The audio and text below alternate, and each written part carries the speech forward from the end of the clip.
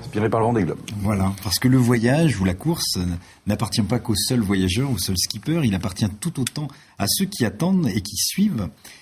Pierre-François Bonneau est de ceux-là. Lui, il reste à quai pour effectuer une traversée solitaire qui n'en est pas moins croustillante. Déferlement de mots, tempête de fables, récifs d'aventures. La course en mer, il l'a dans la peau. Elle lui sort par tous les pores. Le cœur à tribord, l'œil à bâbord, la tête en mer et les pieds sur terre. Plancher des vaches, plafond des algues, il suit la compétition bouche buée, il n'en perd pas une miette. Il nous fait vivre la course au plus près, il vit entre les lignes, du départ à l'arrivée, bref, il veille au grain. Veiller au grain, c'est l'expression du jour.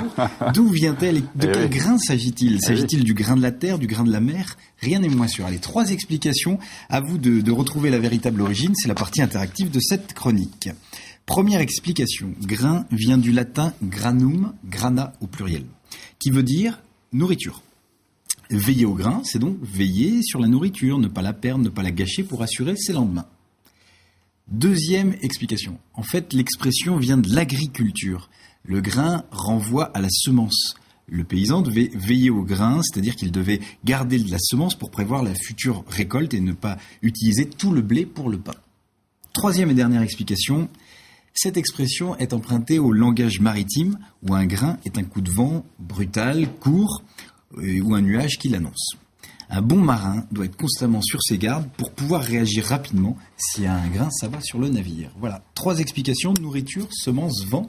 À votre avis, laquelle est la véritable ? Du jour, veiller au grain, alors est-ce qu'elle est maritime, agricole ? Je crois que la plupart des réponses allaient pour la 3 maritime, et effectivement, ça vient du vent. C'est maritime. Ouais, c'est le vent qui donne le nom à cette expression. Veiller au grain, certes, mais en lisant votre livre, on s'aperçoit combien les skippers doivent veiller aussi à garder leur petit grain de folie, grain de sable d'Olonne, ce petit grain qui les fait s'engager dans cette folle aventure, qui fait qu'ils sont aussi barrés que leur bateau, cockpit, ils sont des vrais fous du Vaugan, des flotteurs de troubles.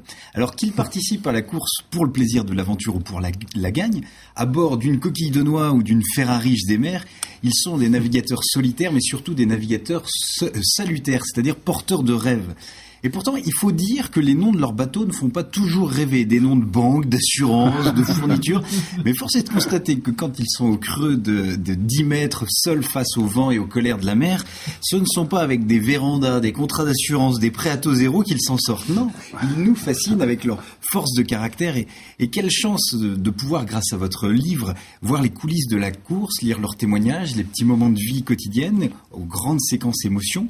Finalement, on a l'impression de faire un peu partie du voyage, de vivre le séjour en mer. En lisant, on se shoot à l'iode, on fume de l'algue, on boit la tasse, on accroche son âme à l'hameçon et la mer mord, elle nous ronge de l'intérieur.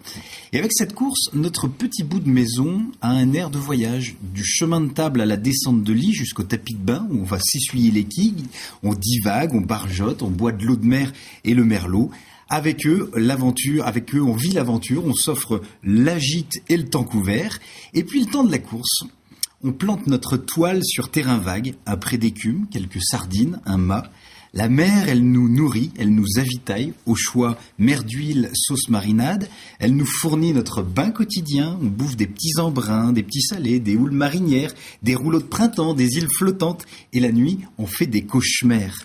Mais le moment qu'on attend tous, c'est l'arrivée des skippers. Quelle émotion! Après avoir remué ciel et mer, cassé les bourrasques, après les bains de houle en solitaire sur les Champs-Élysées, voilà ces héros de mer en plein bain de foule sur un chenal qui a des allures de Champs-Élysées. Non, franchement, continuez de nous faire partager ces moments, de nous ramener du rêve, de l'effet mer, du grand large, ça nous fait respirer un peu. Merci beaucoup. Bel exercice de style. Oui, tout à fait. Je suis très, très impressionnant.